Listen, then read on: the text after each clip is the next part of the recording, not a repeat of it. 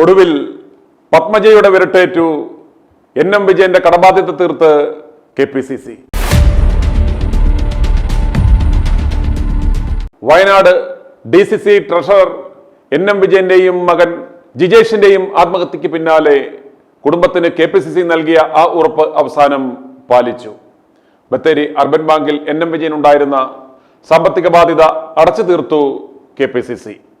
ബത്തേരി ബാങ്കിൽ NM വിജയൻ ഉണ്ടായിരുന്ന 69 ലക്ഷം രൂപയുടെ ബാധ്യതയിൽ പിഴപ്പലിശയും മറ്റ് ഒഴിവാക്കിയുള്ള തുകയാണ് KPCC അടച്ചു തീർത്തത്.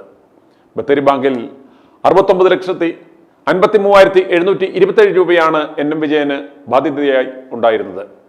ഇതിൽ പിഴപ്പലിശയായ 10,11,180 രൂപയും NM വിജയന് ബാങ്കിൽ ഉണ്ടായിരുന്ന ഷെയർ വിഹിതമായ 1,12,500 രൂപയും കിഴിച്ചുള്ള 58,23,027 രൂപയാണ് ബാങ്കിലേക്ക് KPCC നൽകിയതെന്ന് സുൽത്താൻ ബത്തേരി സഹകരണ urban bank chairman DP Rajasekharan പറഞ്ഞു.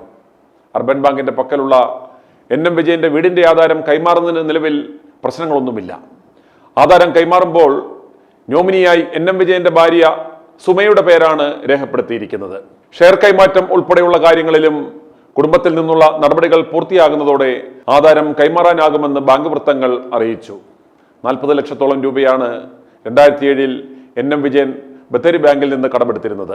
അത് പിന്നീട് പലതവണ പുതുക്കുകയും മറ്റും ചെയ്തിരുന്നുവെങ്കിലും പിഴപ്പലിശയും ഒക്കെയായി അത് 69 ലക്ഷം രൂപയായി മാറി. ഒരു സ്വകാര്യ ബാങ്കിലും കോൺഗ്രസ് ഭരണസമിതിയുള്ള ബത്തേരി അർബൻ ബാങ്കിലും ഉൾപ്പെടെ 2 ബാങ്കുകളിലായാണ് NM വിജയന് സാമ്പത്തിക ബാധ്യത ഉണ്ടായിരുന്നത്. സ്വകാര്യ ബാങ്കിലെ കടബാധ്യത തീർക്കുവാൻ 20 ലക്ഷം രൂപ നേരത്തെ കോൺഗ്രസ് നേതൃത്വം കുടുംബത്തിന് നൽകിയിരുന്നു. ബത്തേരി ബാങ്കിലെ കുടിശ്ശിക കൂടി തീർത്തതോടെ വയനാട് ജില്ലയിൽ അടുത്തിടെ കോൺഗ്രസിനെ ഏറെ രാഷ്ട്രീയ പ്രതിരോധത്തിലാക്കിയ പ്രധാന വിഷയങ്ങളിലൊന്ന് ഇതോടെ കെട്ടടങ്ങുമെന്ന പ്രതീക്ഷയിലാണ് കോൺഗ്രസ് നേതൃത്വം. അതിലെല്ലാം ഉപരി ഈ അവസരം മുതലെടുത്ത് പിണറായി വിജയൻ ഈ കുടുംബത്തെ സഹായിച്ചാൽ പ്രിയങ്ക ഗാന്ധി അടക്കം പിന്നീട് ജീവിച്ചിരുന്നിട്ട് കാര്യമില്ല എന്ന് മനസ്സിലാക്കി തന്നെയാണ് KPCC ഗത്യന്തരമില്ലാതെ ഈ കടം വീട്ടിയത്. KPCC പ്രസിഡന്റ് സണ്ണി മുൻപ് പറഞ്ഞത് നമ്മളാരും മറന്നിരിക്കുവാൻ ഇടയില്ല. കുടുംബത്തിന് നൽകിയ ഉറപ്പ് പ്രകാരം കടബാധ്യത തീർത്തില്ലെങ്കിൽ ഗാന്ധി ജയന്തി ദിനം മുതൽ സമരപാതയിൽ ഇറങ്ങുമെന്ന് NM വിജയന്റെ മരുമകൾ പത്മജ വിജേഷ് പറഞ്ഞിരുന്നു. NM വിജയന്റെ ആത്മഹത്യാക്കുറിപ്പിൽ DCC പ്രസിഡന്റ് ND അപ്പച്ചൻ, മുൻ DCC president IC Balakrishnan MLA, മുൻ DCC ട്രഷറർ KK ഗോപിനാഥൻ എന്നിവരുടെ പേരെടുത്ത് പറഞ്ഞ് ചൂണ്ടിക്കാട്ടി നേതാക്കൾ പറഞ്ഞു പറ്റിച്ചെന്നും DCC ഓഫീസിന് മുന്നിൽ മക്കൾക്കൊപ്പം നിരാഹാരമിരിക്കുമെന്നുമാണ് പത്മജ നേരത്തെ അറിയിച്ചത്. ആ പ്രഖ്യാപനം ഏതായാലും ഫലം കണ്ടു. സാമ്പത്തിക ബാധ്യത ഉയർത്തി കഴിഞ്ഞയാഴ്ച പത്മജ കൈഞ്ഞരമ്പ് മുറിച്ച് ആത്മഹത്യാ ശ്രമം നടത്തിയിരുന്നു. കൊലയാളി കോൺഗ്രസെ നിനക്കിതാ ഒരു ഇര കൂടി എന്നാണ് പത്മജ ആത്മഹത്യാക്കുറിപ്പിൽ കുറിച്ചത്. തുടർന്ന് ആശുപത്രിയിലെ ചികിത്സയ്ക്ക് ശേഷം കുടുംബാംഗങ്ങളുമായി പത്മജ നേരെ തിരുവനന്തപുരത്ത് മുഖ്യമന്ത്രി പിണറായി വിജയനെ പോയി കണ്ടിരുന്നു. മുഖ്യമന്ത്രിയുമായി സംസാരിച്ചതിനു ശേഷം ആശ്വാസം തോന്നിയെന്ന പ്രസ്താവനയുമായി കോൺഗ്രസിനെതിരെ ഒളിയമ്പ് കൂടി പത്മജ അയച്ചതോടുകൂടിയാണ് ഗത്യന്തരമില്ലാതെ KPCC നേതൃത്വം തിരക്കിട്ട ഈ പ്രശ്ന പരിഹാര നടപടികളിലേക്ക് കടന്നത്. മുള്ളംകൊല്ലിയിലെ കോൺഗ്രസ് നേതാവ് ജോസ് നെല്ലേടത്തിന്റെ ആത്മഹത്യയുടെ പശ്ചാത്തലത്തിൽ മാധ്യമങ്ങളെ കണ്ട പത്മജ കോൺഗ്രസ് നേതൃത്വത്തിനെതിരെ കടുത്ത വിമർശനം ഉന്നയിച്ചിരുന്നു.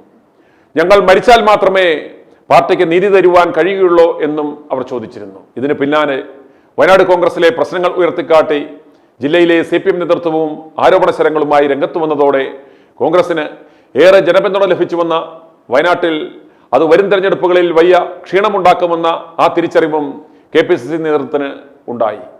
വയനാട്ടിൽ അടുത്തിടെ നടത്തിയ സന്ദർശനത്തിനിടെ പ്രിയങ്ക ഗാന്ധി MPയും സംഘടനാ തലത്തിൽ ജില്ലയിലെ കോൺഗ്രസിലുണ്ടാകുന്ന പ്രശ്നങ്ങളിൽ KPCCയോട് അതൃപ്തി പ്രകടിപ്പിച്ചിരുന്നു.